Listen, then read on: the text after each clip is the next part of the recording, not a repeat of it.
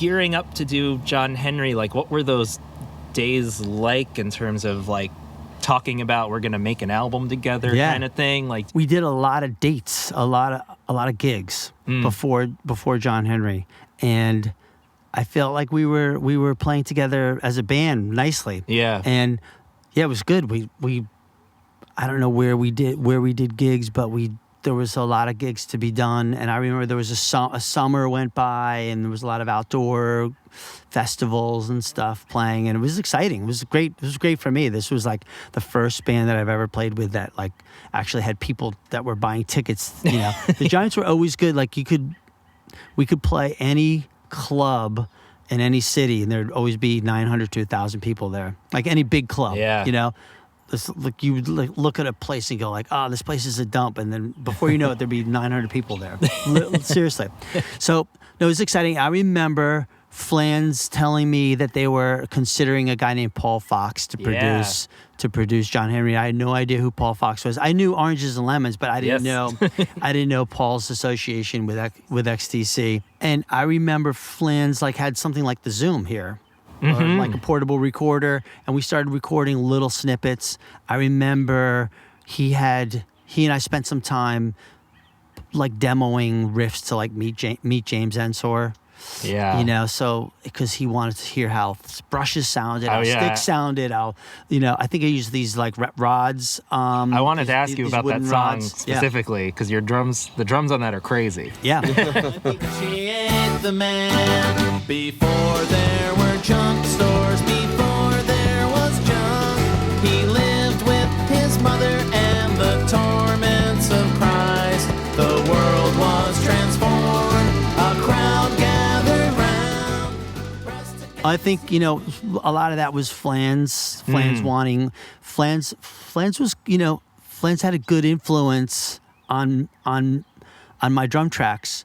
Oh, okay. Because he didn't think like a drummer, and he always wanted something like more exciting. Can you make it more exciting?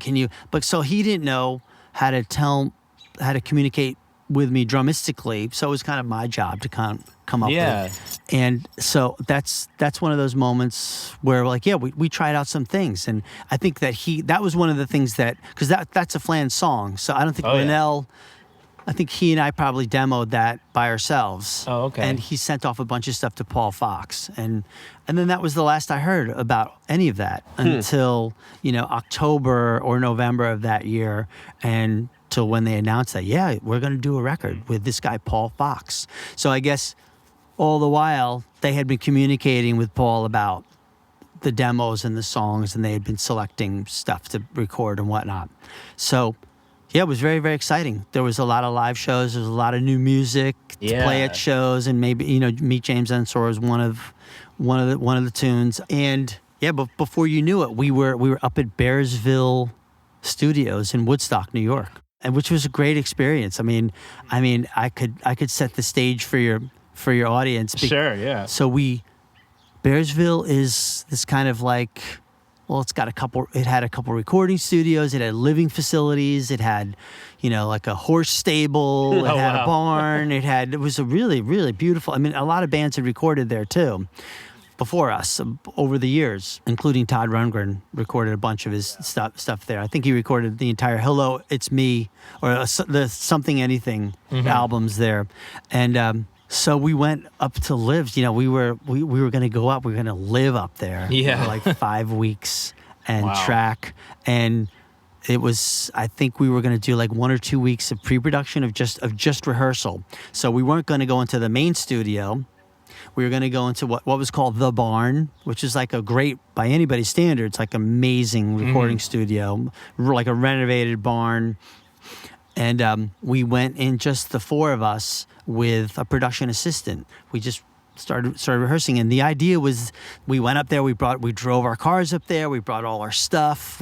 At the time I had a dog named Chelsea with me, not Lexi, who's with us now, but Chelsea. So Chelsea came up with me, and you know, we all kind of moved in. Right. You know, this was going to be cool. Summer camp. But it was this was like early January, and it was like winter camp. Yeah, exactly. Winter camp. Tons and tons of snow. It was just like snow, which kind of made it cool because like all you had to do was walk from the house that you were staying in, across the way to the barn for rehearsal. Yeah. But I think the idea was that Paul Fox was going to be with us during these rehearsals. And when we showed up and we set up and we were ready to rehearse, Paul had come in from LA, but had gotten sick. Oh, okay. So even though he was there, yeah, we never met Paul Fox until like 10 days in. Wow. Like, he was actually like staying upstairs the entire time. He was so ill that, he didn't want, he didn't meet anybody. He didn't eat with us. He didn't. So he was literally like 30 feet from us the entire time. We didn't meet him for like 10 days. Yeah, made it kind of weird. Yeah. Like Howard Hughes. And we didn't have solid direction. Oh, sure. All the time. You know? Yeah. So we just rehearsed our songs, like the 14 or 20 songs that we were going to record for John Henry, and then on like the 11th day, Paul Fox showed up. Okay. And he was all better from the flu or whatever. So, and then that's when he took notes on everything that we did. And at times he was the fly in the wall. He just listened for like hours at a time. Mm-hmm. And at other times he would, really, really step in and like kind of challenge everybody. Do you remember an example of Absolutely. that? Oh, wow. Well, it's tough to challenge John Linnell. Oh, really? Because musically, yeah, there were. I mean, so I will answer your question, but I remember there was one part where I think Paul was trying to make a song, was trying to give us suggestions to make a song better. Mm-hmm. And I can't tell you the name of the song right now because I can't remember what it was.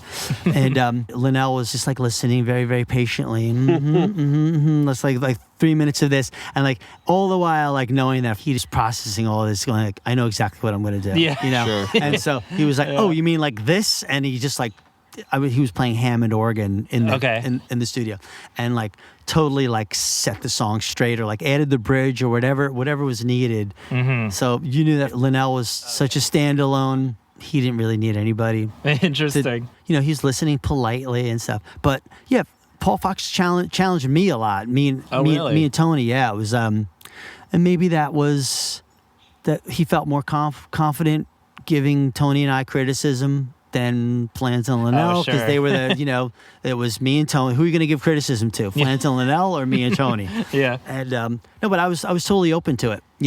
A lot of it was he would challenge me to just like come up with more creative fills, to be more assertive. I mean, it's hard to give you concrete examples. I mean, I feel like that's concrete enough. I have a few in my head that are particularly standout drum parts on that album. Well, I'll tell you.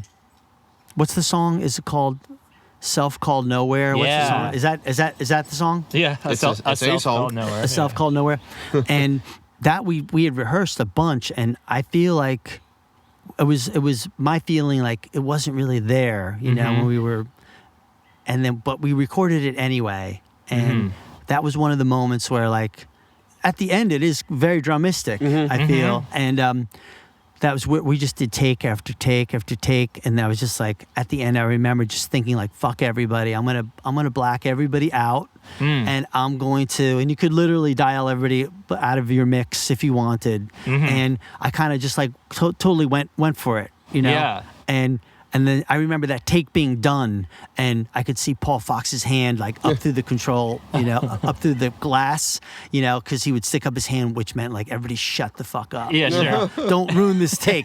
And that meant it was a good take.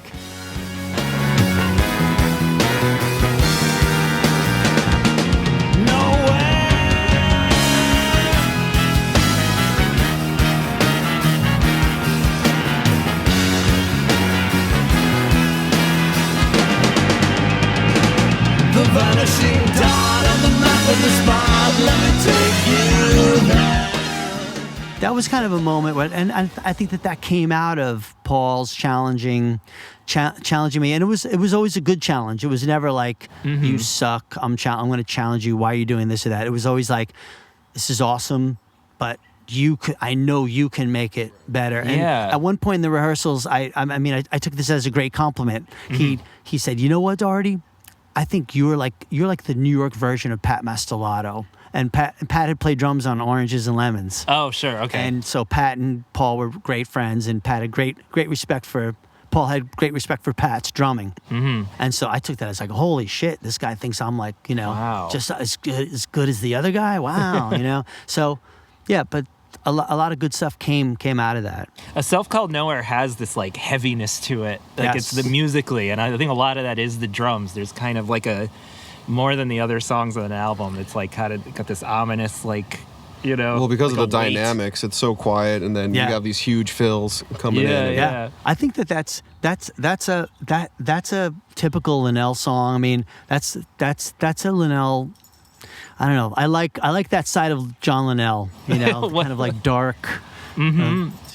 He's sitting by himself, kind of Yeah, songs. Thinking by myself. Yeah. And but also, yeah. If we could talk about this for a moment, Sure. because a lot of these songs that came to me, that came from Linnell, he would have specific drum stuff Oh, really? programmed already. Pretty much, if the stuff is coming from Linnell, I'm like, that's it. It's like, okay, this is what you want me to play? Okay, I'll play it. So Is that a distinction between the two? Was Flans more open to? yeah, so Flans and I would playing? work on Meet James Ensor, for instance, and Yeah. Linnell was more like, oh, I recorded this song last night. Here it is. Yeah. And I'd be like, Interesting. oh, okay, I get it. And I would play pretty much Yeah. what, I'd add embellishments. So, for instance, Self Called Nowhere, the fills at the end were all Yeah. mine. Sure. But, that was me stepping out. So there were moments where I could step out. That's so do my interesting. own Yeah, thing. they share demos to the fans a lot, and the Linnell demos they sound like finished songs. Yeah, totally And incredible. The Flansburgh ones are a little more rough and everything. Yes. One other song on John Henry that is like really amazing drums is "Out of Jail." Do you remember that? Vaguely, yeah. But the verses are just nonstop Snare fills. drum Yeah, stuff. it's like- crazy. fills. It's like Yeah. So, did that come about? Like, was that extra push from Paul Fox? No, I maybe, think or- that was one of the Flans moments where he he was always looking for like, well, how do we make this more interesting, exciting, Yeah. more rhythmic, and I think that for that one he may have even come up with that little riff. Oh, really? And so I was just executing his vision for that. Before the screen door slammed, she was out of Xenia. A stranger could have loved that town, but she had to leave. I wish I'd gotten to know her. So that's a good example, just to support what we were talking about earlier about how Flans like Meet James Ensor and Yeah. this song was always looking for like something a little more intriguing for the drums, which is cool. So, instead of being like, Yeah. oh, just play 2 and 4 on this, he wanted the drummer to be more participatory or something, Yeah.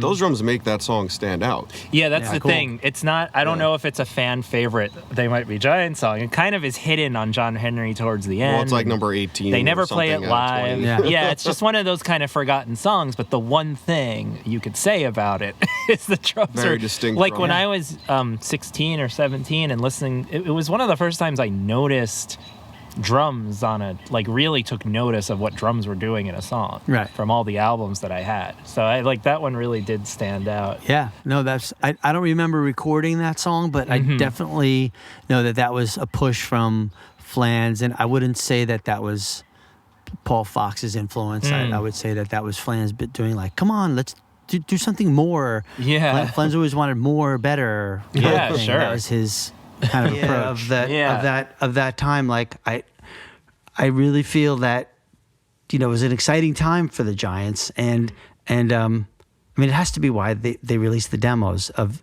John Henry. I keep going back to that. And they could be nostalgic about it. Yeah. And I haven't heard them since last week, and they're very similar to what we recorded in the studio. Yeah. Actually, Out of Jail.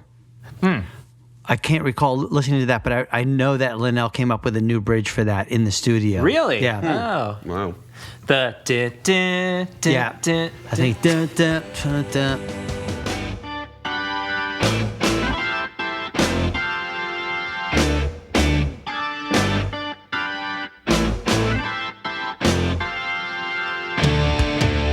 I wish I I don't know. So I remember. Oh, no, that's cool. That's him cool to coming know. up with something, and come to think of it, so maybe, and we talked about this in the earlier part of the episode, but they were collaborating with producer Paul Fox. So Yeah.